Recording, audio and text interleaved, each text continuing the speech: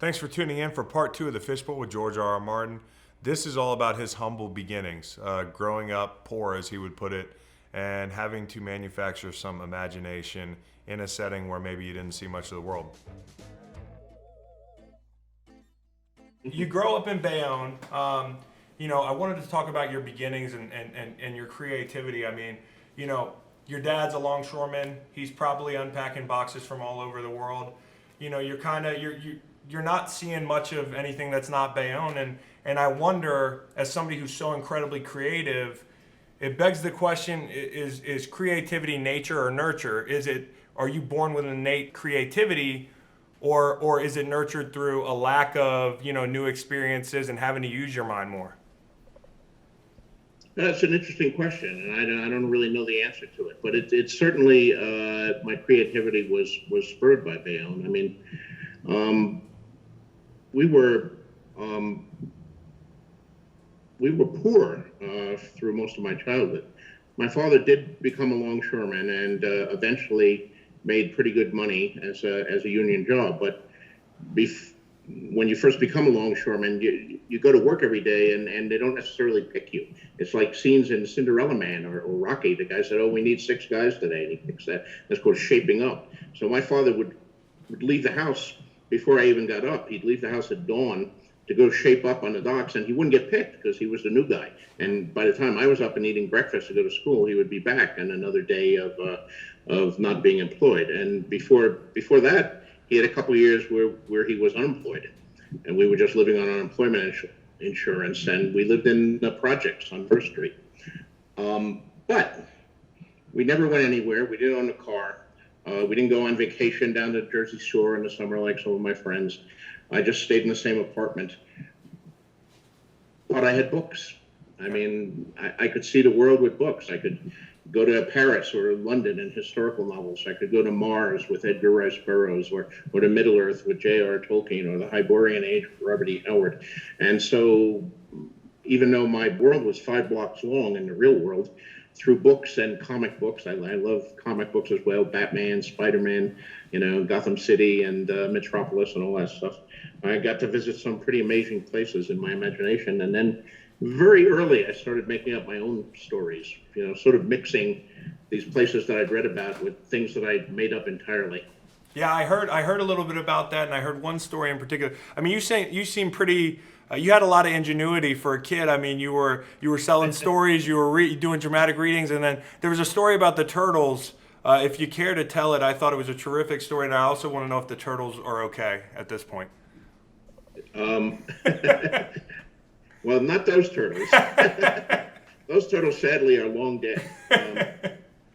Yeah, living in the projects, we were not allowed to have dogs or cats. They were prohibited in the public housing that we lived at.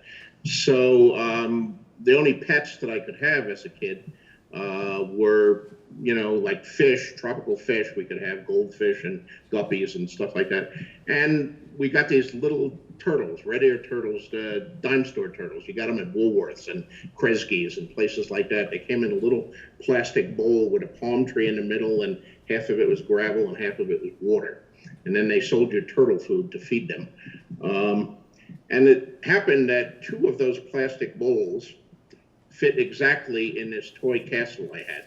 So I could put the 2 plastic bowls in the courtyard of this toy castle that was right by my window. So that's where I kept them. And since they lived in a castle, I started thinking of them as kings and knights and all of that stuff. But I don't think that turtle food that they gave you when you bought the turtles was the healthiest thing, because these turtles died very easily. Yeah. And I never had one of them last longer than like 6 months or something like that. And sometimes they would escape the castle. You wouldn't know where they went, and you'd find them 6 months later under the refrigerator. So the turtles didn't have any plot armor. They were very susceptible to untimely death. They did not. I did not succumb. Some people like to paint the turtle shells, which is not good for them. Yeah. I never did that. But the turtles died anyway, and I was a kid, so I needed an explanation for this.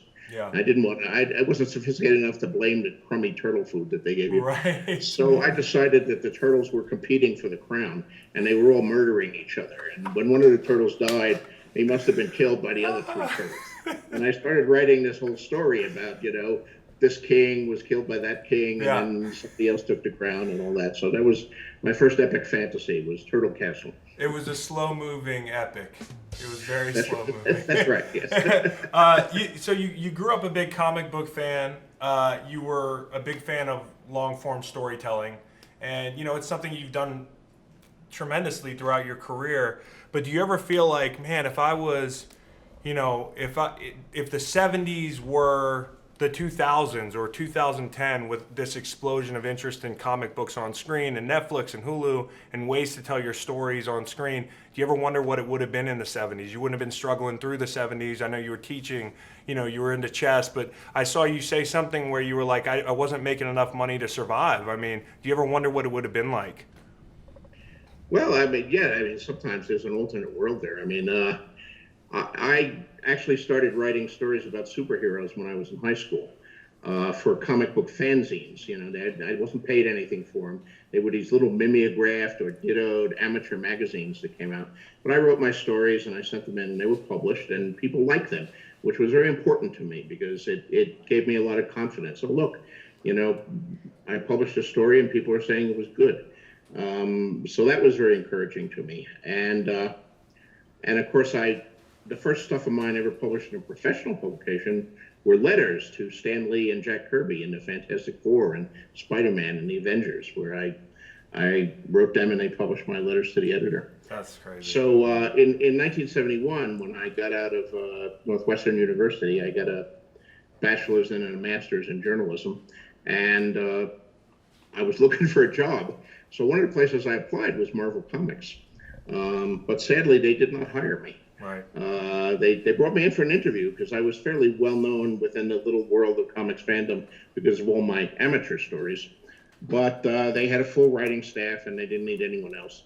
But I often thought, well, how would my life have been different if they had hired me? Right. And it would have been very different. I think I would have probably made up a lot of superheroes and supervillains. I would have had a career like maybe my friend Len Wein, who created Wolverine and the new X-Men and Swamp Thing, and then Len sadly passed away last year. But he was a brilliant guy. But he and I were both in high school together. We met at the first comic convention ever held.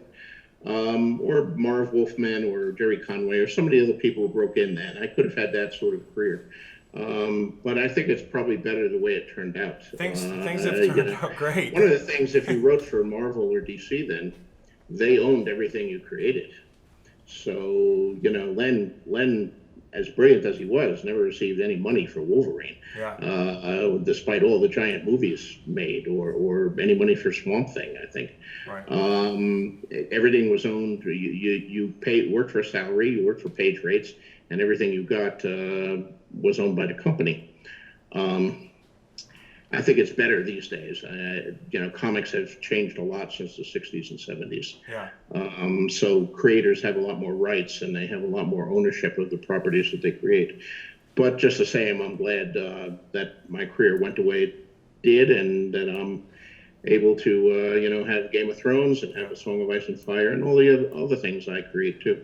And my penchant to my love for superheroes does have a way of expressing itself in the wildcard books, which I've been writing for since '87.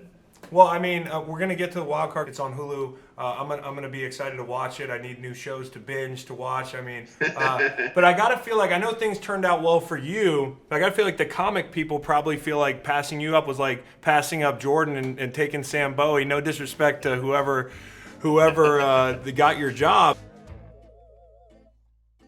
Thanks for watching part 2 of The Fishbowl with George R. R. Martin. Part 3 is actually, he's going to flip the microphone around and ask me some questions. He asked me questions about the hard-hitting stuff, head trauma in football, and why athletes go broke.